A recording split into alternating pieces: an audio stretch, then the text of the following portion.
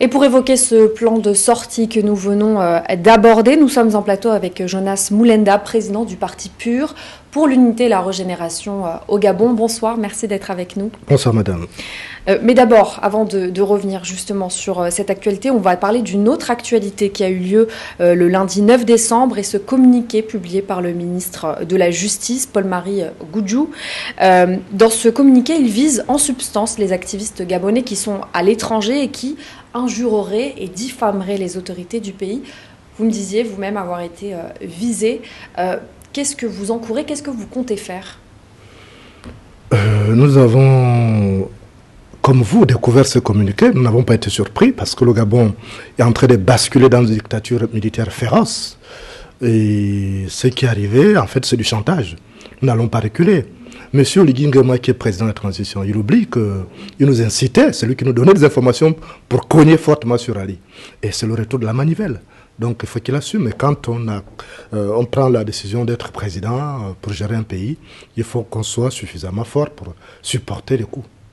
Est-ce que vous comptez vous tourner vers des instances judiciaires, par exemple? Oui, mais moi je l'ai déjà fait parce que j'ai porté plainte contre M. Oligui pour des menaces de mort qu'il a eu à proférer au cours d'une émission qui était... Des menaces de mort à votre encontre? Bien sûr.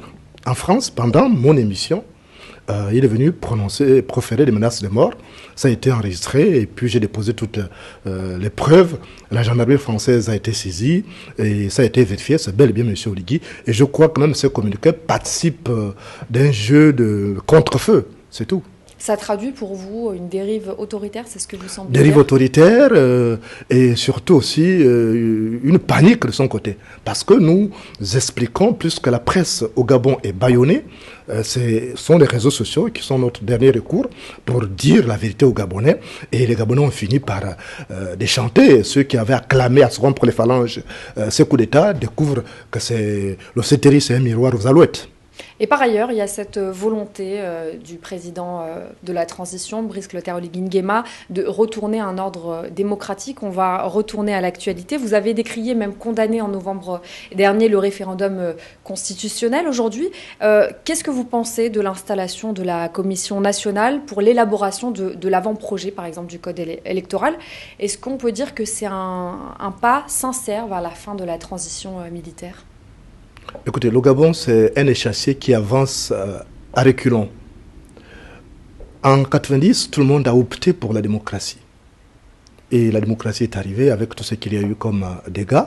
Nous avons tiré les conséquences. On a organisé en 91 des accords qui ont permis de mettre en place une constitution et on avait dessaisi le ministère de l'Intérieur de l'organisation des élections parce qu'on ne peut pas être juge et parti. Monsieur Oligui Nguema arrive.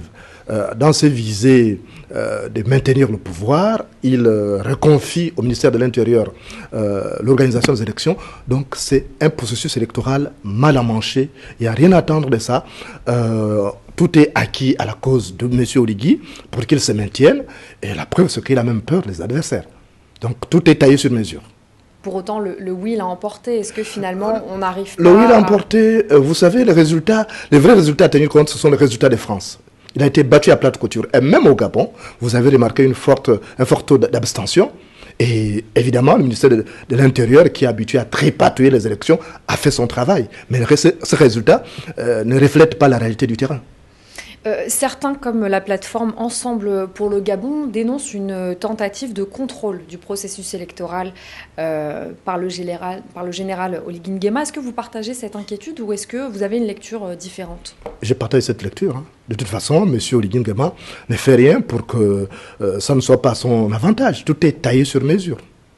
Alors, je le disais juste avant, le Parti PUR s'est opposé à condamner en novembre dernier ce référendum constitutionnel.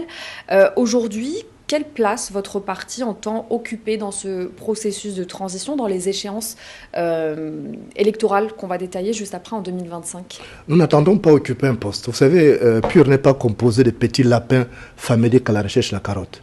Nous estimons que ce processus est biaisé, il est mal emmanché et nous ne voulons pas être comptables d'une situation. Parce que vous savez que la contestation des résultats électoraux en Afrique a toujours conduit à des dégâts terribles. Et nous ne voulons pas être comptables de ça. Accepter d'aller, c'est comme ceux qui ont accepté d'aller au monologue de M. Oligui. Et on a vu, les résultats sont là. Tout le monde déchante.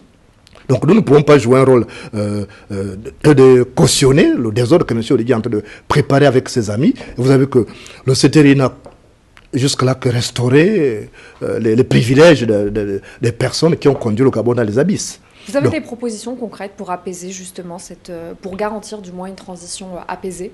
Oui, en tant que patriote, les militants des PUR et les dirigeants des PUR proposent qu'on suspende ce processus électoral. Il faut un vrai dialogue.